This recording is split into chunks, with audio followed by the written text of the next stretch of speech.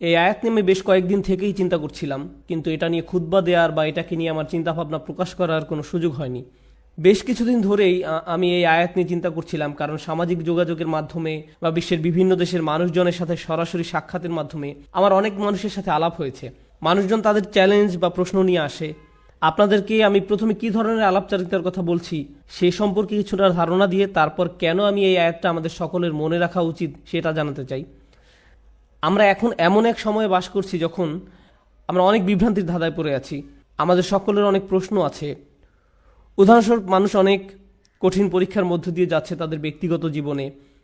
যখন একজন বিশ্বাসী তার দিন সম্বন্ধে খুব ভালোভাবে জানে এবং তার আল্লাহর কিতাব সম্পর্কে জানে এবং তার অনুধাবন করে সেই প্রশান্তি, আন্তরিক পরামর্শ এবং আল্লাহর কিতাব যে উপশম প্রদান করে, তার প্রেরিত নবী সাল্লাল্লাহু আলাইহি ওয়াসাল্লাম সুন্নাত থেকে যা পাওয়া যায়, তখন তার আল্লাহর দিনে প্রশান্তি পায়। কিন্তু এখন আমরা এক অদ্ভুত সময় বাস করছি। আমরা এটাকে তথ্যের যুগ বলি, কিন্তু আমাদের বেশিরভাগই আমাদের নিজেদের ধর্ম সম্বন্ধে বেশি কিছু জানি না। আমরা সত্যিই জানি না কিভাবে আমাদের কিতাব এবং আমাদের বিশ্বাস এবং আমাদের ধর্মগ্রন্থ আমাদের উপশম দিতে পারে। এটা কিভাবে আমাদের কঠিন সময় সাহায্য করতে পারে। যখন এমনটা ঘটে তখন আমরা শয়তানের সহজ শিকারে পরিণত হই। যখন মানুষ কঠিন সময়ের মধ্য দিয়ে যায় তখন শয়তান তাদের কাছে সকল প্রকারের চিন্তা নিয়ে আসে। ধরুন কেউ অসুস্থ, সে হাসপাতালে এবং সে সব ধরনের ওয়াসওয়াসা পাচ্ছে বিশ্বাসের ব্যাপারে। কদর কি নিয়ে প্রশ্নের মুখোমুখি হচ্ছে। মানুষ চাকরি হারিয়ে ফেললে, বিয়েটা সুখকর না হলে, লেখাপড়ার ক্ষেত্রে মুশকিল দেখা দিলে, আপনি যে সমস্যার মধ্যে দিয়ে যান না কেন, বা স্বাস্থ্য সংক্রান্ত কিছু হতে পারে, এমন ক্ষেত্রে প্রশ্ন করতে শুরু করা খুব সহজ। আল্লাহ কি আদৌ আমাকে ভালোবাসেন? তিনি কেন আমার সাথে এমন আচরণ করছেন? আমার কি দোষ ছিল যে আমি এই সমস্যায় পড়ব? আমি এত দোয়া করলাম, আল্লাহ তাতে সাড়া দিলেন না, সে কোনো পরোয়াই করলেন না। আমি পুরো রমজান মাস প্রার্থনা করলাম, এমনকি উমরাও করলাম। আমি এখনো দোয়া করছি যে আমার সন্তানকে আরোগ্য দিন, আমার এই সমস্যা দূর করে দিন, কিন্তু আমার সেই সমস্যা তো এখনো আছে। এসব আপনার ব্যক্তিগত জীবনে, এবং এটাই যথেষ্ট কঠিন। উপরন্তু সারা দুনিয়ায় একটা সংকটকাল চলছে। উদাহরণস্বরূপ, আপনাদের অনেকের পরিবার সিরিয়ায় আছে, বা সারা দুনিয়ায় সিরিয়ার মতো জায়গায়, যে জায়গাগুলো পুড়ছে, যেখানে পরিবার নিরাপদ নয়, সন্তানেরা নিরাপদ নয়, যেখানে সব ধরনের মানবিক বিপর্যয় ঘটে চলছে এবং মানুষ মারা যাচ্ছে। ব্যাপারটা অনেকটাই যেন রাসূল সাল্লাল্লাহু আলাইহি ওয়াসাল্লামের বাণীকে পূর্ণ করার জন্য, যে হত্যাকারী জানবে না যে সে কেন মারছে, আর যাকে হত্যা করা হচ্ছে সেও কারণটা জানবে না। এমন এক সংকটময় পরিস্থিতিতে অনেক মানুষ প্রশ্ন করা শুরু করে যে কেন আমরা ব্যক্তিগত জীবনে তো বটেই, এমনকি সারা দুনিয়ায় পাগলাটে ঘটনা ঘটে চলছে। এই সব কিছুতে আল্লাহ কোথায়? তিনি কি এইসব সমস্যা দূর করতে পারেন না? এমন তো না যে আমরা দোয়া করছি না। কুনুতে নাজিলা প্রতি রাতেই সারা দুনিয়ায় মসজিদে পড়া হচ্ছে, আল্লাহুম্মা সুরিল ইসলাম ওয়াল মুসলিমিন, আইজিল ইসলাম ওয়াল মুসলিমিন। মুসলিমদের সহায়তা করুন, ইসলামকে সহায়তা করুন, মুসলিমদের শক্তি দিন, ইসলামকে শক্তি দিন। হে আল্লাহ, আমাদের দিনের শত্রুদের বিরুদ্ধে শক্তি দিন। মনে হচ্ছে যে শত্রুরা দিন দিন আরো শক্তিশালী হচ্ছে আর বেশি বেশি করে রক্তপাত ঘটাচ্ছে। সেই মুহূর্তে কোনো ব্যক্তি তার ধর্ম নিয়ে খুবই হতাশ হয়ে যায় এবং চিন্তা করা শুরু করে এসবের কোনো মানে হয় না, আমি কেন দোয়া করব, কিছুই তো বদলাবে না। এটা কিন্তু আসলে খুব সার্বজনীন একটা সমস্যা। এই সমস্যার ফলাফল স্বরূপ কিছু জিনিস ঘটে। কিছু মানুষ দোয়া করাই বন্ধ করে দেয়। শুধু দোয়াই নয়, এমনকি তারা নামাজ পড়াও বন্ধ করে দেয়, পরোয়া করে না। নামাজকে আল্লাহ এভাবে বর্ণনা করেছেন যে এটা একটা সুরক্ষা, এটা একটা সুরক্ষা। ইন্না সালাতা তানহা আনিল ফাহশাই ওয়াল মুনকার। নামাজ আপনাকে সব ধরনের লজ্জাহীনতা, অশ্লীল আচরণ এবং সব ধরনের ক্ষতি থেকে রক্ষা করে, সব ধরনের ক্ষতি থেকে রক্ষা করে। সুতরাং আল্লাহ যখন এমনটা বলেন এবং কোনো ব্যক্তি নামাজ ত্যাগ করে, তখন তারা আসলে সরাসরি শয়তানের শিকারে পরিণত হয়, সব ধরনের খারাপ কাজ করে যাবে এবং যে করছে সে বুঝতেও পারবে না যে সে কেন এই কাজটা করছে। এরপরে এমন মানুষও কিন্তু আছে যারা অত দূর যায়নি, তারা এখনো দিনের উপর অধিষ্ঠিত আছে, তারা এখনো দিনকে ধরে রেখেছে, কিন্তু তারা কোনো মতে ধরে আছে, কোনো ক্রমে ধরে আছে, তারা কোনো ক্রমে জুমার নামাজে আসে, এমনকি সেটাও তার জন্য সংগ্রাম। কিছু মানুষের অবস্থা এত খারাপ হয়ে যায় যে তারা একটা মসজিদের ভিতর বেশি সময় থাকতেও পারে না। যদিও কোনো কারণে তারা থাকে, তাহলে অস্বস্তি বোধ করা শুরু করে। এমন ঘটনা ঘটে। আমার এমন অনেক মানুষের সাথে সাক্ষাৎ হয়েছে। আমি মনে করি না যে তারা খারাপ মানুষ। যাই হোক, আমি মনে করি কিছু মৌলিক বিষয় ঠিক ছিল না, কিছু নির্দিষ্ট চিন্তা, কিছু নির্দিষ্ট ধারণা, কিছু নির্দিষ্ট অনুভূতিতে ভুল আছে। আর সেই ভুল অনুভূতির কারণে একজন খুব বিপজ্জনক পথে চলে, সেই পথে যেটা পথভ্রষ্টতার দিকে নিয়ে যায়।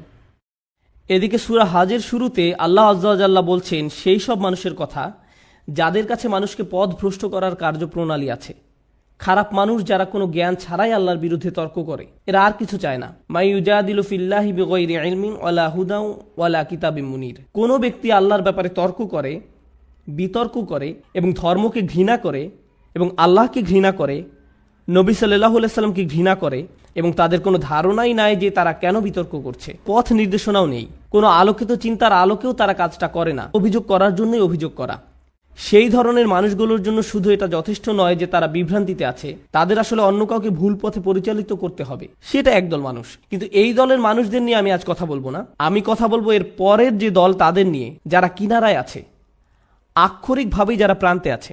কুরআন তাদেরকে এইভাবে বর্ণনা করছে, অমিনান নাসি মান ইয়াবুদুল্লাহি আলা হারফ। আমি এটা এভাবে অনুবাদ করব যে মানুষের মধ্যে এমন কেউ আছে যে আল্লাহর উপাসনা করে একদমই কিনারায়। তারা আল্লাহর উপাসনা করে কিন্তু পর্বতের একদম খারাপ প্রান্তে। এর অর্থ কি? এর অর্থ হলো কিছু সময় এখানে, কিছু সময় সেখানে পড়ে যাওয়ার জন্য প্রস্তুত। তাদের বিশ্বাস যথেষ্ট স্থির নয়, তারা তাদের উপাসনায় যথেষ্ট স্থিতিশীল নয়, তারা অনড় নয়, তাদের মনে এমন প্রশ্ন আছে যার উত্তর তার জানা নেই, অমীমাংসিত আবেগ। সুতরাং সেটা কিভাবে প্রদর্শিত হয়? আল্লাহ নিজে বলেন, ফাইন আসাবাহু খায়রুন আতবাআন্না বিহি। যখন ভালো কিছু তাদের আসে, যদি জীবনে ভালো কিছু ঘটে, তাহলে তারা ভালো থাকে। ঠিক আছে, ঠিক আছে, আল্লাহ আসলে এই দুয়াটা শুনেছেন, সুতরাং আমি এখন নামাজ পড়তে পারি, আমার ভালো লাগছে। ওয়াইন আসাবাহু ফিতনাতুন, যখন তারা কোনো ফিতনার সংস্পর্শে আসে। ফিতনা শব্দের অর্থ হলো কোনো ধরনের পরীক্ষা, কোনো কিছু যেটা তাদের বিশ্বাসকে পরীক্ষা করে।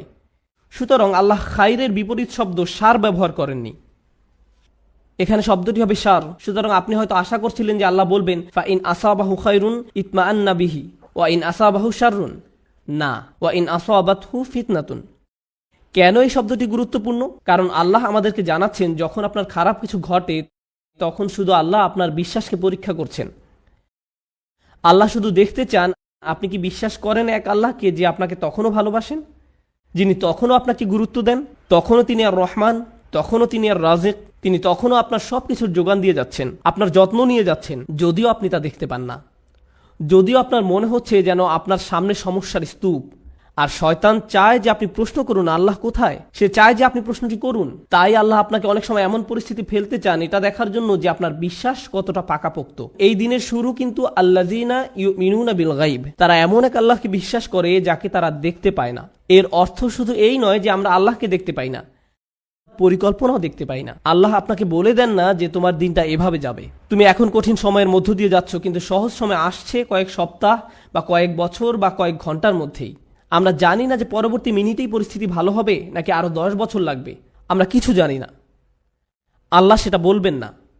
ওমা কান আল্লাহু লিইউতলিয়াকুম আলাল গায়ব, আল্লাহ আপনাকে অদৃশ্যের ব্যাপারে জানাবেন না, তিনি সেটা আপনাকে জানাতে বাধ্য নন। আল্লাহ শুধু আপনাকে বলছেন তাকে বিশ্বাস করতে, শুধু আপনাকে বলছেন তাকে বিশ্বাস করতে, তাকে বিশ্বাস করতে যে আপনি নিজেকে কতটা ভালোবাসেন, আল্লাহ আপনাকে তার চেয়েও বেশি ভালোবাসেন। আপনাকে শাস্তি দিয়ে, যন্ত্রণা দিয়ে তার কোনো লাভ নেই, তার কোনো লাভ নেই। মা ইয়াফআলুল্লাহু বিআযাবিকুম, আপনাকে শাস্তি দিয়ে আল্লাহর কি লাভ? আপনি কেন ভাবেন যে আল্লাহ আপনাকে পাকড়াও করতে চান? আল্লাহ নিজে আক্ষরিক অর্থেই এই প্রশ্ন করেছেন। সুতরাং যখন আপনি আমি পরীক্ষার মধ্য দিয়ে যাই, তখনই এটা হিসাব করে দেখার সময় যে আল্লাহকে বিশ্বাস করা তো সহজ, যখন সবকিছু ঠিক আছে তখন এটা তুলনামূলকভাবে সহজ। কিন্তু বিশ্বাস করা কঠিন, বিশেষত আল্লাহর কিছু নামে, আল্লাহর সেই সব নামে যেগুলোকে আমরা কঠিন সময় আঁকড়ে ধরে আছি। সেগুলোকে ধরে রাখা কঠিন যখন আমাদের উপর আঘাত আসে, যখন আমরা বিশ্বাস করি যে আল্লাহ উপশমকারী, আল্লাহই সব শিফার মালিক, তাঁর কিতাব হলো শিফা, আর আপনি হাসপাতালে বসে আছেন মৃত্যুমুখী মায়ের কাছে বা মৃত্যুমুখী বাবার কাছে, তখন বিশ্বাস করা কঠিন। এটা অনেকের কাছেই কঠিন মনে হয়। এই খুতবাকে আমি দুইটা জিনিসে ভাগ করতে চাই। একটা হলো দোয়া বিষয়ে আমাদের চিন্তাভাবনা সংশোধন করা। পবিত্র কুরআনের অধিকাংশ দোয়াতে, নবী সাল্লাল্লাহু আলাইহি সাল্লামের সুন্নতের অধিকাংশ দোয়াতে আপনি খুব সাধারণ একটা ব্যাপার খেয়াল করবেন যে কোনো না কোনোভাবে আপনি আল্লাহর কাছে নিজের জন্য আরও বেশি শক্তি, আরও বেশি সামর্থ্য প্রার্থনা করছেন। আপনি আল্লাহর কাছে পথ প্রদর্শন, আল্লাহর কাছে ক্ষমাশীলতা এবং আল্লাহর কাছে কৃতজ্ঞতা প্রকাশ করার দোয়া করছেন। আউজিআনি আন আশকুরা নি'মাতাকা আল্লাতী আন'আমতা আলাইয়া, আমাকে ক্ষমতা প্রদান করুন যাতে আমি আপনার নিয়ামতের কৃতজ্ঞতা প্রকাশ করতে পারি।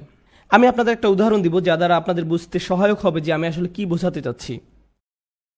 যেমন ধরুন, একজন মানুষ সমুদ্রে ছিল এবং তাদের জাহাজের সাথে পাথরের সংঘর্ষ হয়ে জাহাজটি ডুবে গেল। তিনি একটি কাঠের টুকরায় সমুদ্রে ভেসে আছেন, দোয়া করছেন এবং আল্লাহর কাছে দোয়া করছেন। এমত অবস্থায় তিনি দুইভাবে দোয়া করতে পারেন: হে আল্লাহ, আমাকে এখনই একটি দ্বীপে স্থানান্তর করুন এবং এই ঝড় বৃষ্টি বন্ধ করে দিন, অথবা হে আল্লাহ, আমাকে এই কঠিন সময় মোকাবেলা করার শক্তি দিন। এখন তিনি দোয়া করলেন, আমাকে এখনই একটি হেলিকপ্টার পাঠান এবং আমাকে একটি দ্বীপে নিয়ে যান। দোয়া করতে লাগলেন, হেলিকপ্টার হেলিকপ্টার হেলিকপ্টার, কিন্তু কোনো হেলিকপ্টার আসলো না। তিনি বললেন, আল্লাহ, আমাকে হেলিকপ্টারও পাঠালেন না, আমি তো অনেক দোয়া করলাম, এটা ঠিক না, বাদ দাও, আমি আর দোয়াই করব না। অথবা মনে করুন, উনি দোয়া করছেন সমুদ্র শুকিয়ে সমতল ভূমি হয়ে যাক, বলছেন, হে আল্লাহ, আপনার তো সেই ক্ষমতা আছে যে কোনো অবস্থার পরিবর্তনের, আপনি সকল কিছুর সৃষ্টিকর্তা, আপনি এই সমুদ্রকে সমতল ভূমিতে পরিণত করতেই পারেন। আপনি যেহেতু ইব্রাহিম আলাইহিসসালামকে নিক্ষেপ করা আগুন ঠান্ডা করে দিয়েছিলেন, আপনি আমার জন্য এটাও করতে পারেন। কিন্তু তারপরও সেটা ভূমিতে পরিণত হয় না, সমুদ্রই থেকে যায় এবং লোকটা ধীরে ধীরে ডুবে যাচ্ছেন। আমি যে বিষয়টা বলতে চাচ্ছি, আমরা মনে করি দোয়ার উদ্দেশ্য হলো আমাদের পারিপার্শ্বিক বাস্তবতা পরিবর্তন করা।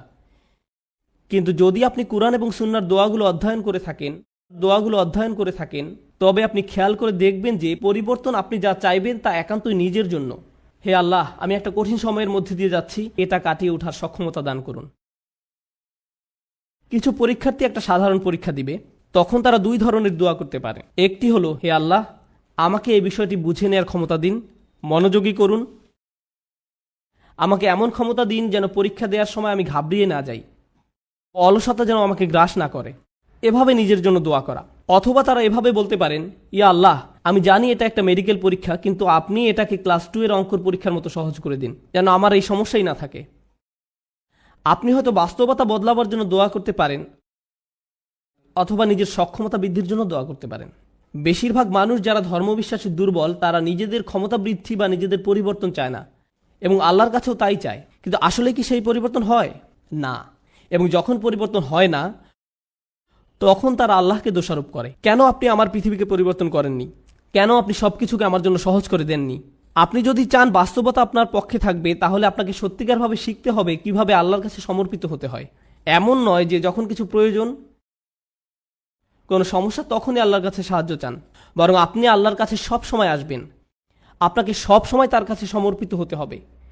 এভাবে এই মনোভাবের উন্নতি হবে এবং এমন একটি সময় আসবে যখন বাস্তবতা আমাদের কাছে আত্মসমর্পণ করবে, আর সেই সময় হলো যখন আমরা আল্লাহর সাথে মিলিত হব। লাহুম মা ইয়াশাউন, আমরা যা চাই তা সবই আমরা পাবো।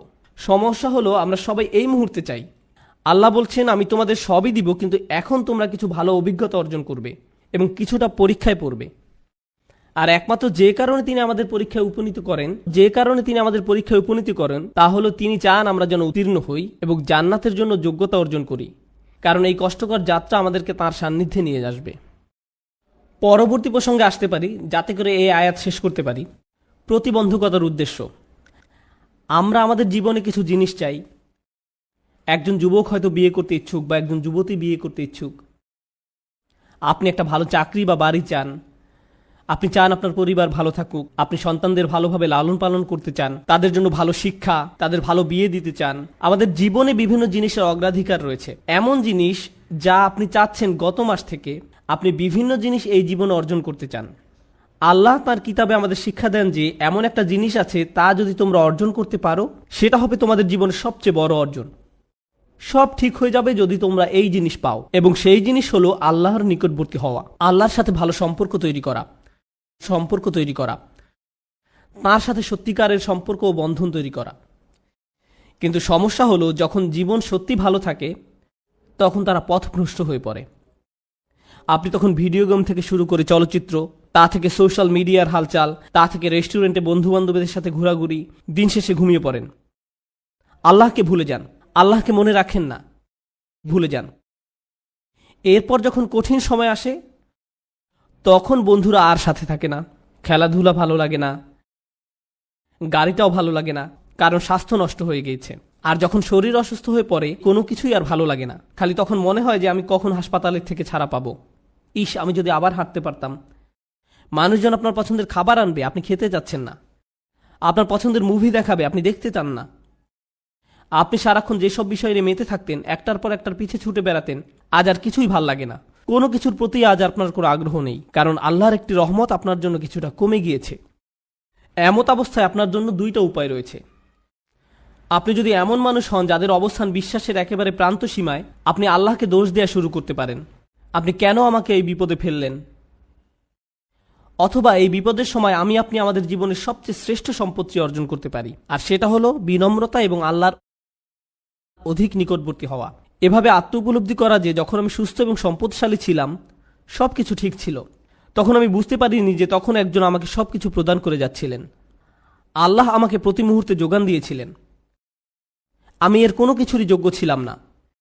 এজন্যই আল্লাহ সুবহানাহু ওয়া তাআলা বলেন, উলাইকা লাহুম নাসিবুম মিম্মা কাসাবু।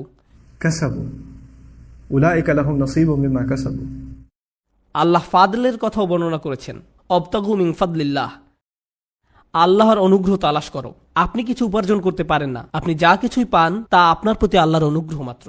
কিন্তু সময় থাকতে বুঝতে পারেননি, কারণ আপনি এটা সহজেই পেয়েছিলেন। আপনি আল্লাহর কাছে অনুনয় বিনয় করে চাইতে থাকেন, কান্নাকাটি করেন এবং এমনভাবে প্রার্থনা করতে থাকেন যেভাবে পূর্বে কখনো করেননি, যেভাবে আগে কখনো অনুভব করেননি, এবং অতঃপর আল্লাহ আপনাকে সুস্থ করেন। তারপর আপনি অনুধাবন করেন হাসপাতালে সেই একান্ত মুহূর্তগুলো, সেইগুলোই ছিল আপনার গোটা জীবনের শ্রেষ্ঠতম সুমিষ্ট সময়। জীবনের সেই সামান্য সময়গুলোতেই আপনার এবং আল্লাহর মাঝে আর কিছু ছিল না। সেই মিষ্টি মুহূর্তগুলো আপনাকে আখিরাতে রক্ষা করে দিতে পারে। এই মুহূর্তগুলি হতে পারে সবচেয়ে বড় পুরস্কার যা আল্লাহ আপনাকে দিয়েছেন। যখন সময় কঠিন হয়ে যায়, ওয়া ইন আসাবাতহু ফিতনাতুন ইনকালাবা আলা ওয়াজহিহি, এবং যদি কোনো পরীক্ষায় পড়ে তখন মুখ ঘুরিয়ে নেয়। তার মানে কি? তার মানে আমি আল্লাহর কাছে কিছুই চাই না। কিভাবে তিনি আমাকে ছেড়ে গেলেন? কেন তিনি আমাকে বিপদে ফেললেন? আমাদের সময় এটা উপলব্ধি করা খুবই সহজ। আমরা অস্বাভাবিক এক ভোগবাদী সমাজে বসবাস করি, যেখানে সবকিছু সহজলভ্য এবং দ্রুত লাভ করা যায়। বিনোদন পেতে চান? ফোনে একটা অ্যাপ খুললেই হবে। কিছু কিনতে চান? জাস্ট অ্যামাজন থেকে অর্ডার করুন, এটা আপনার ঘরে পৌঁছে যাবে। সবকিছু কষ্ট ছাড়া পাওয়া যায় এবং সবকিছু সাথে সাথেই পাওয়া যায়। আপনি কিছু চাইছেন, আপনাকে তার কাছে যেতে হবে না, সেটাই আপনার কাছে আসবে। সবকিছু দ্রুত হয়। আমাদের এখন আপ্যায়িত হওয়ার অভ্যাস হয়ে গিয়েছে। আপনার একটা অর্ডার যদি 2 থেকে 3 দিনের জন্য দেরি হয়, তবে আপনি তাকে 1 স্টার বা থামস ডাউন খারাপ রেটিং দিচ্ছেন। আমরা এতে অভ্যস্ত হয়ে গেছি। এমত অবস্থায় আপনি যখন আল্লাহর কাছে দোয়া করছেন, আপনার সমস্যাগুলো সমাধান চাইছেন, আপনার সবকিছু দ্রুত এবং ত্বরিত করা দরকার। আমার আর ভালো ভোক্তা অধিকার চাই। যখন এটা হয় না, তখন আপনি বলেন বাজে সার্ভিস। আমার আর ভালো ভোক্তা অধিকার চাই, আমার আর ভালো ভোক্তা অধিকার চাই। আপনার ভাবখানা তখন এমন হয়ে যায় যে আমি আল্লাহর কাছে আর কিছুই চাইব না, কোনো অর্ডার দিব না। আপনি এখন ক্রেতার মতো সুবিধা পেতে চান, আর আপনি আল্লাহর কাছ থেকে মুখ ফিরিয়ে নেন এবং বলেন তিনি আমার কথা শুনছেন না, আমার সমস্যার সমাধান করছেন না। বুঝতে চেষ্টা করুন যে সবার জন্য আল্লাহর পরিকল্পনা রয়েছে। দুটো উদাহরণ দিচ্ছি। ইয়াকুব আলাইসাল্লামের ক্ষেত্রে দেখুন, তিনি তার ছেলে ইউসুফ আলাইসাল্লামকে হারিয়ে ফেলেন। আল্লাহ বহু বছর পর সেই সন্তানকে তার কাছে ফিরিয়ে দেন। আবার মুসা আলাহিসাল্লামের ক্ষেত্রে মুসা আলাহিসাল্লামের মা তার সন্তান হারিয়েছিলেন, কিন্তু কয়েক ঘন্টার ব্যবধানে আল্লাহ সে বাচ্চাটাকে ফেরত দেন। কেননা কয়েক ঘন্টার মধ্যেই যখন বাচ্চাটা ক্ষুধার্ত হয়, পরবর্তী খাবার সেই একই মায়ের কাছ থেকেই পায়, কারণ সে অন্য কারো কাছ থেকে খাবে না। আমি কি বলতে চাচ্ছি?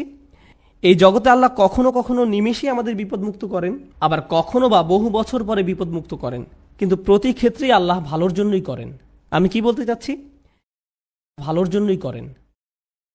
আমি বিশেষত ইয়াকুব আলাইসাল্লামের গল্পটা পছন্দ করি, কেননা এই ঘটনার কল্যাণকর দিকগুলো চিন্তা করে দেখুন একবার। এত বছর ধরে বাবা কাঁদলেন এবং প্রায় নিজের দৃষ্টিশক্তি হারিয়ে ফেললেন, তাই না? কোরআনের ভাষা অবিয়াদ্দা তাই না হু। কোন কোন আলেম যেমন আলুসি রহমতুল্লাহ মন্তব্য করেন তিনি কাঁদতে কাঁদতে অন্ধ হয়ে গিয়েছিলেন। এখন এই পুরো সময়টা জুড়ে ইউসুফ আলাহিসাল্লাম কোথায় ছিলেন? তিনি ছিলেন জেলে। প্রথমত তিনি ছিলেন শিশু শ্রমিক এবং বড় হওয়ার পর জেলে যান, বহু বছর জেলে কাটান। হয় তিনি ছিলেন শিশু শ্রমিক, নতুবা তিনি জেলের কয়েদি হিসাবে জীবনযাপন করেন। প্রথমত তিনি ছিলেন শিশু শ্রমিক, নতুবা তিনি জেলের কয়েদি হিসাবে জীবনযাপন করেন। সুন্দর জীবন ছিল না, এটা সুন্দর জীবন নয়। কিন্তু এরপরও যখন তিনি রাজার স্বপ্নের অর্থ বলেন এবং সেই স্বপ্নের অর্থ হয় যে পুরো অর্থনীতিতে 7 বছরের মধ্যে ধস নামবে, মানুষজন দুর্ভিক্ষে মারা যাবে, একজনই তখন সেই সমস্যার সমাধান জানতেন, তিনি হলেন ইউসুফ আলাইহিসসালাম। যদি তিনি জেলে না থাকতেন তাহলে রাজাকে সাহায্য করতে পারতেন না। বুঝতে পেরেছেন? যদি ইউসুফ আলাইহিস সালাম পুরোটা সময় নিজের বাবার সাথে কাটাতেন তাহলে এমন ঘটনা ঘটতো না। তাই এখন যেহেতু তিনি সেখানে রয়েছেন এবং স্বপ্নের ব্যাখ্যা দেন এবং বলেন আমিই পারবো সমস্যার সমাধান করতে, আমাকে সম্পদ রক্ষার দায়িত্ব দিন, আমিই পারবো সমস্যার সমাধান করতে, আমাকে সম্পদ রক্ষার দায়িত্ব দিন, এবং তিনি যখন এই কাজগুলো সম্পাদন করেন তখন কি হলো? লাখ লাখ বাবা মাকে আর কাঁদতে হয়নি, কারণ তাদের সন্তান ক্ষুধার যন্ত্রণায় মৃত্যুবরণ করেনি। একজন বাবা তার সন্তানের জন্য বহু বছর কাঁদলেন, কিন্তু তার একার কান্নায় আল্লাহ হাজার হাজার পরিবারকে কান্না থেকে বাঁচিয়ে দেন।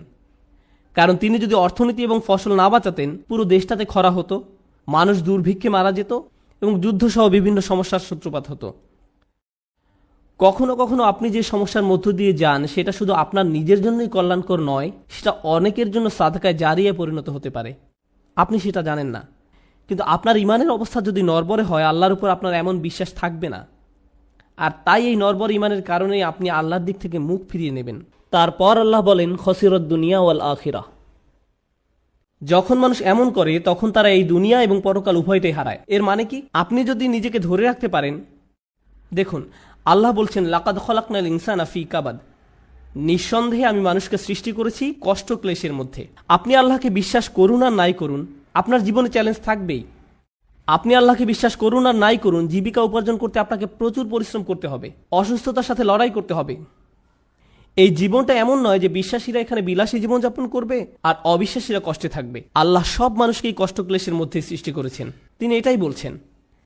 এখন আপনি যদি ইমানের সাথে এই কষ্ট ক্লেশ অতিক্রম করতে পারেন তাহলে এই জীবনে যেমন আপনি সফলতা লাভ করবেন তেমনি পরকালীন জীবনেও সফল হবেন। আপনি এমন মানসিক প্রশান্তি লাভ করবেন যা অবিশ্বাসী কারো পক্ষে লাভ করা সম্ভব না।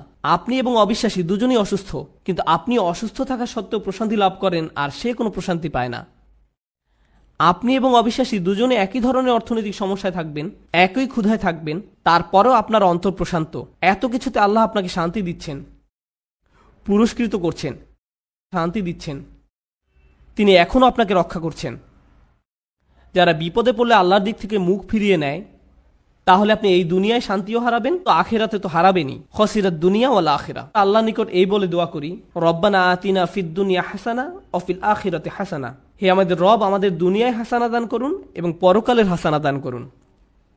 এখানে হাসানা শব্দের উপযুক্ত অর্থ হলো যখন আপনি আল্লাহর কাছে জীবনের জন্য ভালো কিছু চান, অর্থাৎ ভবিষ্যতের জন্য ভালো চাওয়া, আখিরাতের জন্য চাওয়া একই সময়। এটা হলো রব্বানা আতিনা ফিদ দুনিয়া হাসানা ওয়া ফিল আখিরাতি হাসানা। এবং এই কারণে অফিল আখিরাতে হাসানা, ফলশ্রুতিতে আখিরাতের কল্যাণ, যেটা ভিতর বাহির উভয় দিক থেকেই সুন্দর। অফিল আখিরাতে হাসানা। তো আল্লাহ বলেন যালিকা হুয়াল খুসরানুল মুবিন, এটি হলো সুস্পষ্ট ক্ষতি। কোরআনে ক্ষতির জন্য 3টি শব্দ ব্যবহার করা হয়েছে। আল্লাহ ব্যবহার করেছেন খুসর, ইন্নাল ইনসানা লাফি খুসর।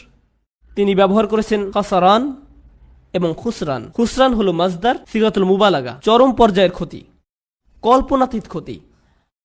আল্লাহ তাআলা যত ক্ষতির কথা বলেন তার মধ্যে সবচেয়ে খারাপ হলো এটা। এমন একজন যে সত্যিকারের ইমানদার ছিল, যখন সময় খারাপ হয়ে পড়ে তখন ইমান হারিয়ে ফেলে, যার ফলে সে এই জীবন এবং পরকাল উভয়টাই হারায়। তার কিন্তু সব ছিল, আল্লাহ তার জন্য সব সাজিয়ে রেখেছিলেন, তার জন্য সব সাজিয়ে রাখা হয়েছিল। সুতরাং আমি এই কথা বলে শেষ করছি। আল্লাহ আযজা ওয়া জাল্লা বর্ণনা করেন আল্লাযীনা ইয়ারিসুনাল ফিরদাউস, তারা ফিরদাউসের উত্তরাধিকার লাভ করবে। অবাক করা শব্দ। আল্লাহ অনেক জায়গায় বলেন তারা জান্নাতে প্রবেশ করবে, কিন্তু সূরাতুল মুমিনে আল্লাহ বলেন তারা জান্নাতের উত্তরাধিকার লাভ করবে। আপনারা জানেন উত্তরাধিকার হলো তা যা আপনি আপনার পূর্বপুরুষের কাছ থেকে পেয়ে থাকেন।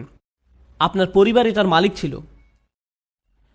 রাসূল সাল্লাল্লাহু আলাইহি ওয়াসাল্লাম আসলে এটাকে এভাবে বর্ণনা করেছেন। এর 2টি ব্যাখ্যা রয়েছে। জান্নাত আমাদের পিতা আদম আলাইহিস সালামকে দেয়া হয়েছিল, তাই আমরা এর জন্য ইতিমধ্যেই যোগ্যতা সম্পন্ন, ইতিমধ্যেই। সুতরাং আমরা মিরাস হিসাবে সেখানে দাখিল হব, আমরা উত্তরাধিকার সূত্রে এটা লাভ করব। কিন্তু আরেকটি সুন্দর হাদিস আমি পেয়েছি যখন আমি এটা নিয়ে অধ্যয়ন করছিলাম, ফিরদাউস নিয়ে পড়ছিলাম। রাসূল সাল্লাল্লাহু আলাইহি ওয়াসাল্লামের এক বিস্ময়কর হাদিস। রাসূল সাল্লাল্লাহু আলাইহি ওয়াসাল্লাম বলেন আল্লাহ জান্নাতুল ফিরদাউসের সকল মানুষের জন্য ঘর তৈরি করে রেখেছেন। আল্লাহ জান্নাতুল ফিরদাউসের সকল মানুষের জন্য ঘর তৈরি করে রেখেছেন, সকল মানুষের জন্য, শুধুমাত্র বিশ্বাসীদের জন্য না। কিন্তু কিছু মানুষ ওখানে যেতে চায় না। বিশ্বাসীরা যখন যাবে তখন তারা অনেক খালি ঘর দেখতে পাবে, সুতরাং তারা সে ঘরগুলো উত্তরাধিকার সূত্রে পাবে। আল্লাহ আমাদেরকে তাদের অন্তর্ভুক্ত করুন যারা উত্তরাধিকার সূত্রে জান্নাতের ঘর পাবে। তাদের নয় যাদের ঘর খালি থাকবে। যে ঘর আল্লাহ আমাদের জন্য বানিয়েছেন সেগুলো এখনই সেখানে আছে।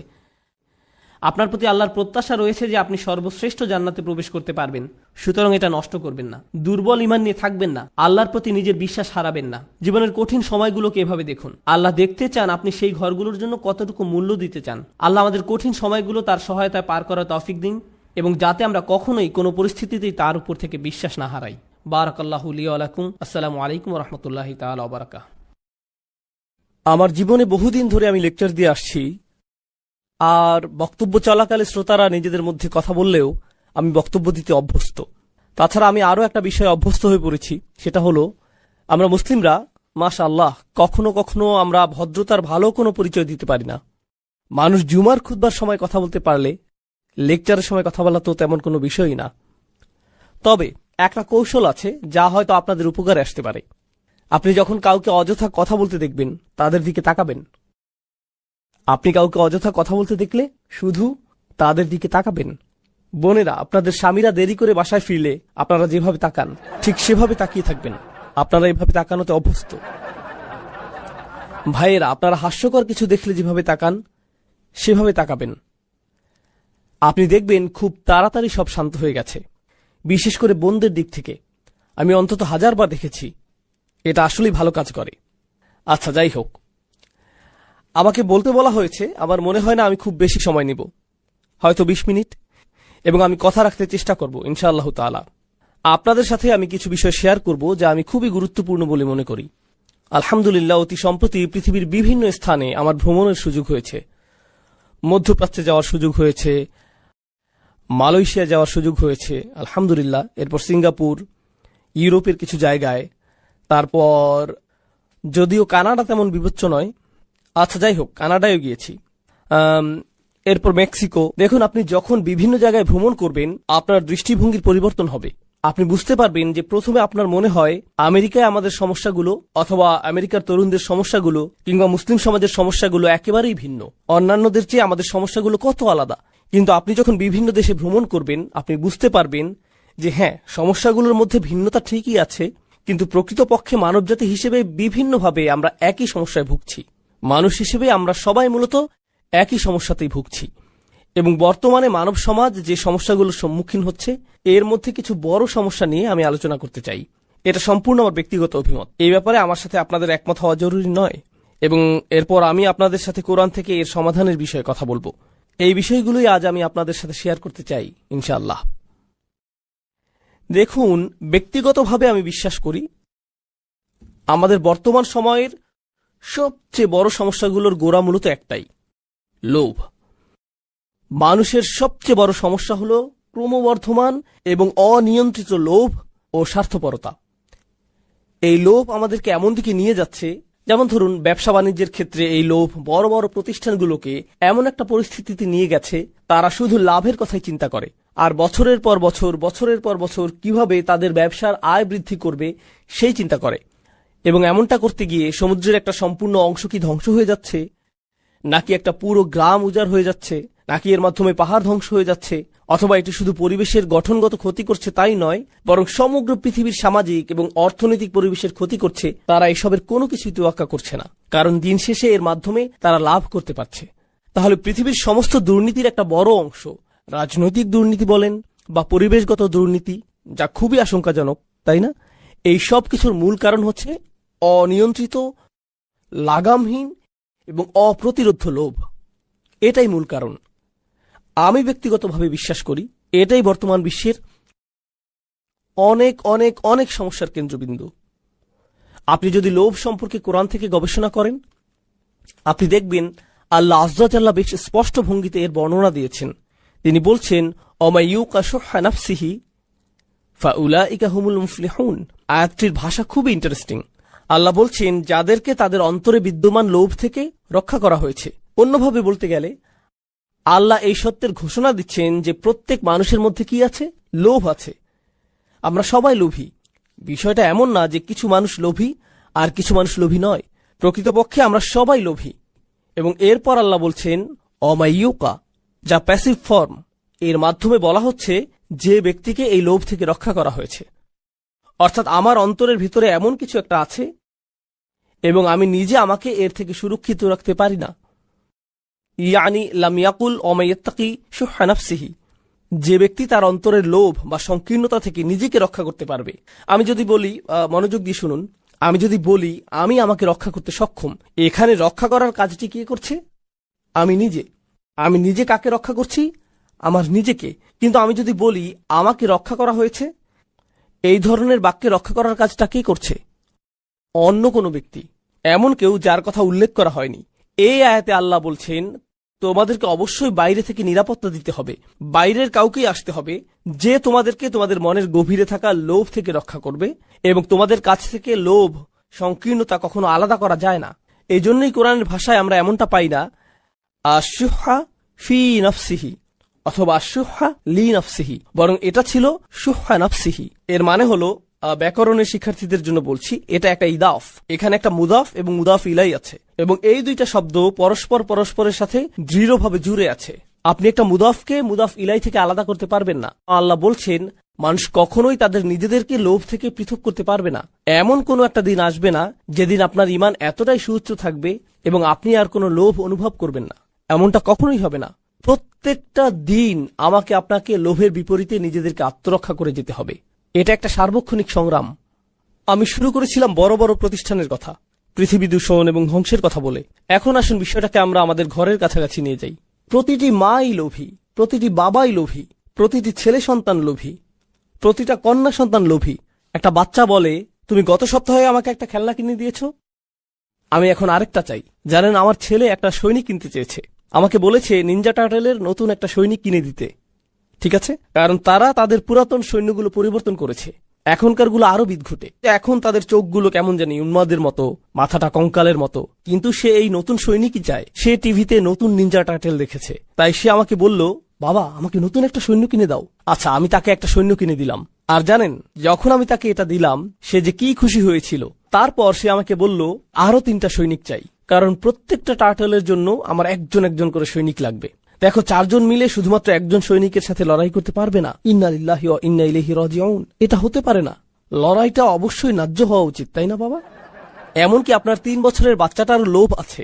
আপনি বাসায় একটা কেক নিয়ে আসেন, কিংবা বাসায় M&M অথবা খুবই ছোট্ট সামান্য কোনো চকলেট নিয়ে যান, দেখবেন বাচ্চারা সবাই সেখানে জড়ো হয়ে যাবে। ধরুন একটা বাচ্চা একটা চকলেট পেল, আর একটা বাচ্চা 2টা পেল, সাথে সাথে প্রথম বাচ্চাটা কি বলবে? আমার আরেকটা কোথায়? ওরটা হলুদ রঙের, আমিও কি হলুদ রঙের ক্যান্ডি পেতে পারি? তোমার এম আমারটার চাইতে বড়।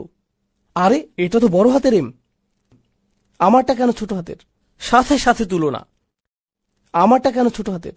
সুতরাং আপনি যেটা বুঝতে পারবেন, ধরুন আপনি যদি তাদেরকে প্রশ্ন করেন, যদি সে 2টা খায় আর তুমি একটা খাও, তাহলে তোমারটার স্বাদ কি কমে যাবে? সে কি তোমার খুশির কোনো অংশ কোনোভাবে কেড়ে নিচ্ছে? কারো কাছে কোনো কিছু আছে জানলেই আমরা ভাবি এটা আমার চাই। লোভের ক্ষেত্রে সবচেয়ে অদ্ভুত ব্যাপারটা কি জানেন? একটা বাচ্চা বসে আছে, তার আশেপাশে সব খেলনা, সে কিন্তু এগুলো দিয়ে খেলছে না। এরই মধ্যে তার ভাই এসে শুধু খেলনাগুলোর দিকে তাকালো, সাথে সাথে বাচ্চাটা কি করে?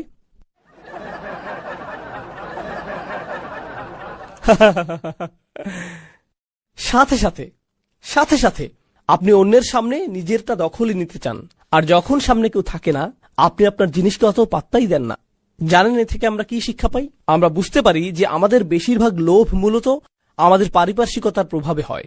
ফলে আপনি যখন একাকী থাকেন দেখবেন আপনি কিছুই চাইবেন না। মাঝে মাঝে আপনি খুব করে চাইবেন শুধু একটু একা বসে থাকতে আর আকাশের দিকে তাকিয়ে থাকতে, অথবা সমুদ্রের কোনো তীরে বসে শুধু পানির দিকে তাকিয়ে থাকতে চাইবেন। আপনি অন্য কিছু চান না, আপনি সেখানে ভালো থাকেন, সন্তুষ্ট থাকেন।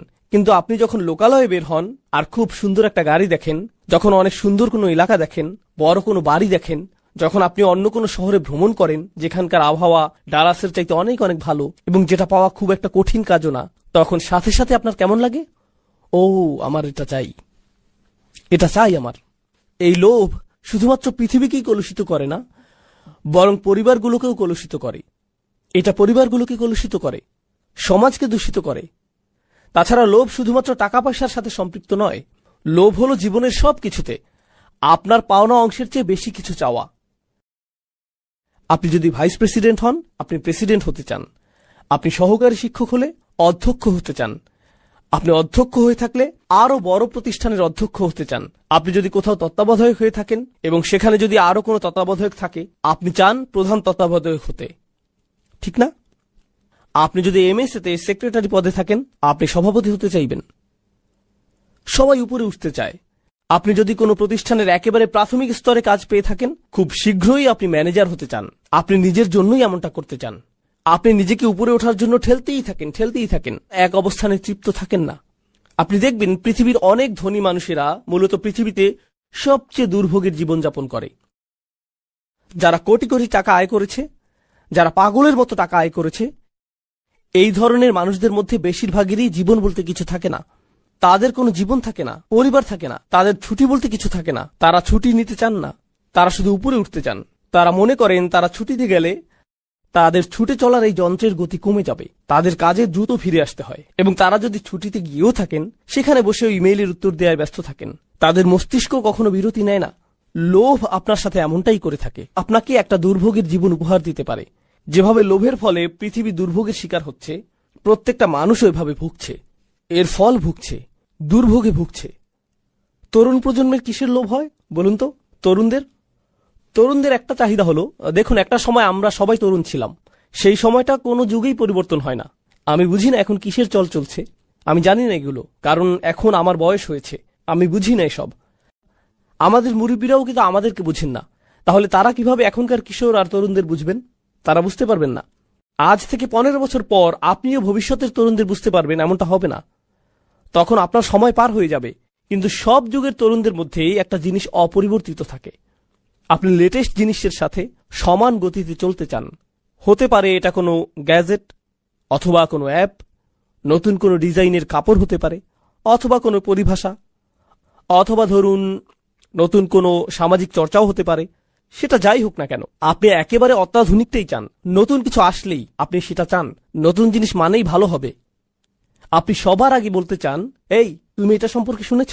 কারণ তারা যদি না শুনে থাকে, অন্য সবার আগে আপনি বিষয়টা সম্পর্কে তাদেরকে অবহিত করেছেন। আপনি সাথে সাথে এটার উপর হুমড়ি খেয়ে পড়েন। এর মাধ্যমে যা বোঝা যায় তা হলো, তরুণরা এই জগতের সবচেয়ে অস্থির প্রকৃতির মানুষ, এবং এটা সব প্রজন্মের তরুণদের ক্ষেত্রেই প্রযোজ্য।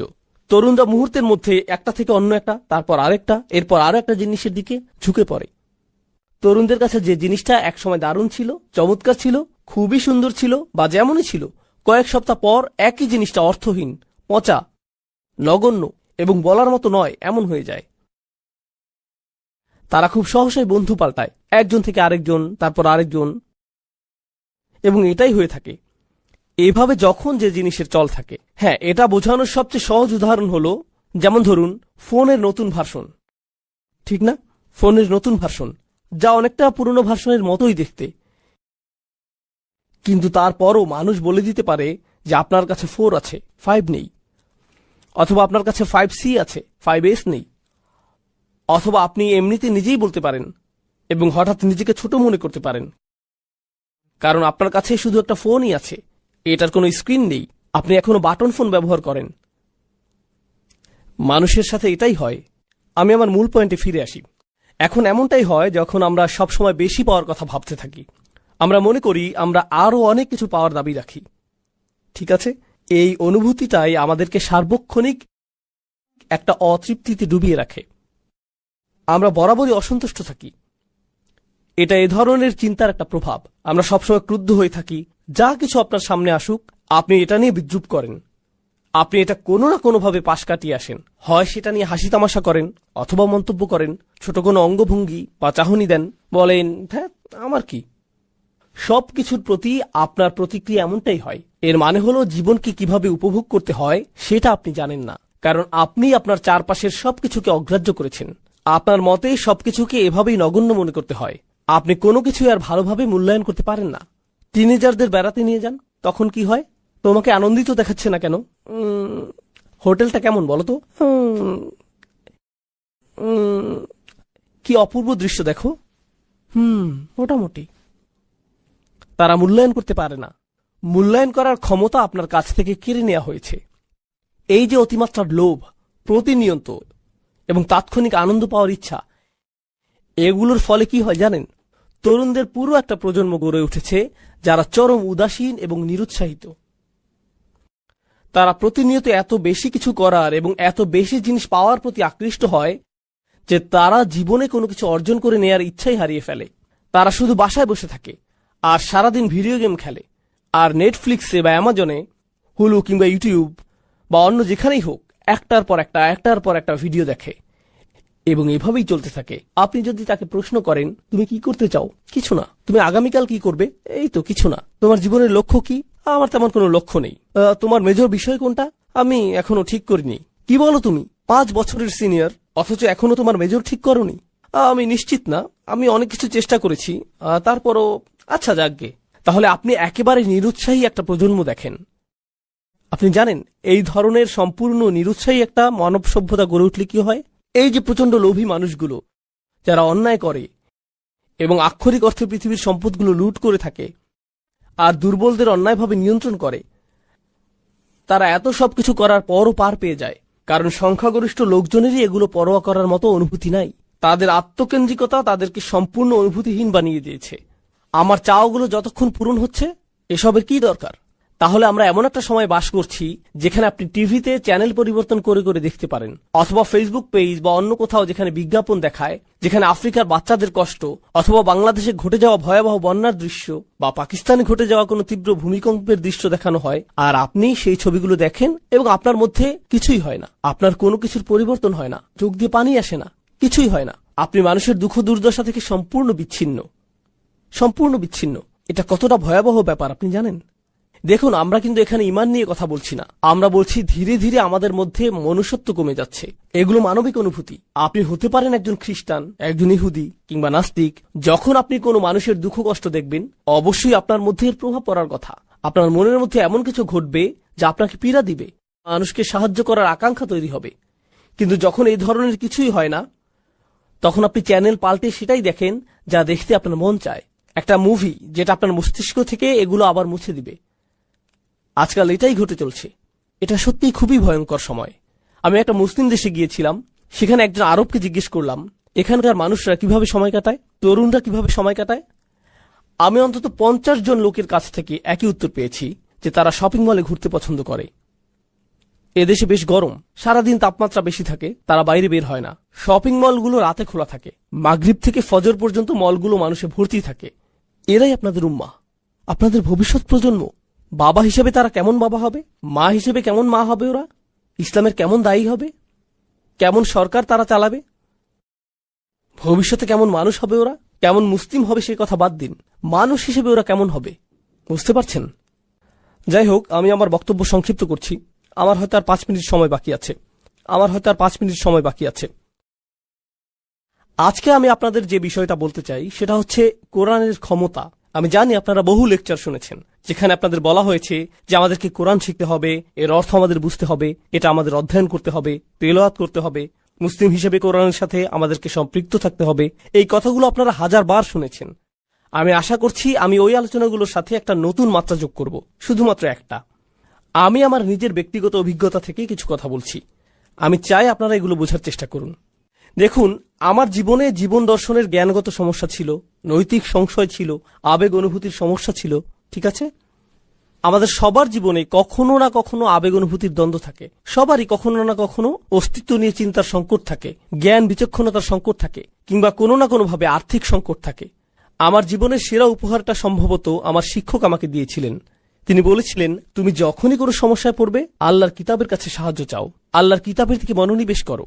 দেখুন, আরবি শেখার জন্য আমার অনুপ্রেরণা কিংবা তাফসীর অধ্যয়নের জন্য আমার অনুপ্রেরণা কখনোই কোরআনের জ্ঞান অর্জন করা ছিল না। জ্ঞান অর্জন করা আমার মূল উদ্দেশ্য ছিল না, এটা এখনো আমার মূল উদ্দেশ্য নয়। আমি জ্ঞান অর্জনের জন্য চিন্তিত নই, বরং আমার কাছে গুরুত্বপূর্ণ হলো এ থেকে এমন একটা সম্পদ অর্জন করা যা আমাকে প্রতিনিয়ত সুস্থ করে তুলবে।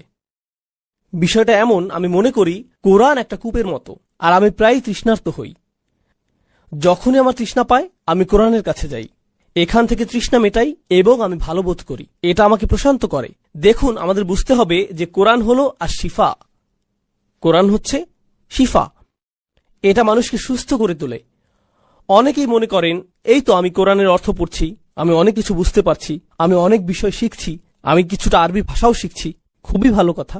দেখুন, আমি শেখার পক্ষের বড় একজন সমর্থক হিসেবে বলছি, শেখাটা মূল লক্ষ্য নয়। শেখা হলো আপনি কিভাবে পানির আধার থেকে পানি তুলবেন, শুধুমাত্র সেটা জানা। বিষয়টা অনেকটা এরকম, আমি পুষ্টিকর খাবার সম্পর্কে সবকিছু শিখেছি, কিন্তু আপনি পুষ্টিকর খাবার খান না, তাহলে এগুলো শিখে কি লাভ?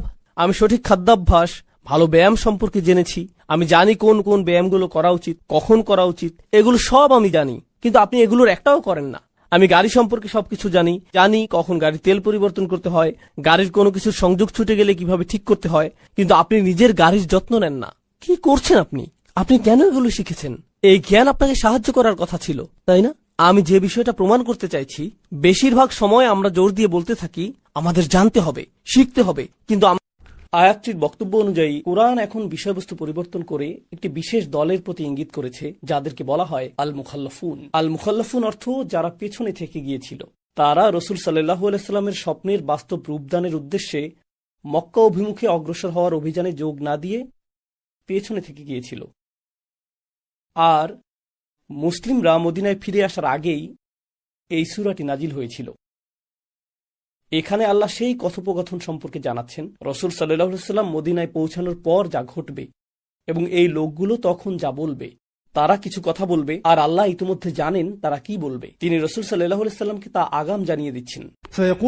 سيقول لك المخلفون من الأعراب আরবদের মধ্য থেকে, গ্রাম্য আরবদের মধ্য থেকে যারা পেছনে রয়ে গিয়েছিল, অর্থাৎ কোনো কিছু তাদের পিছনে রেখেছিল, তাদের কাপুরুষতা তাদেরকে পেছনে রেখেছিল, তাদের মন্দ ইচ্ছা তাদেরকে পেছনে রেখেছিল, অথবা এমনকি আল্লাহ শাস্তিস্বরূপ তাদের পেছনে রাখতে পারেন। আরবদের মধ্যে যারা পেছনে রয়ে গিয়েছিল তারা বলবে, شغلتنا أموالنا وأهلنا আমাদের ব্যবসা ও পরিবার আমাদেরকে ব্যস্ত রেখেছিল, তাই আমরা অভিযানে যেতে পারিনি।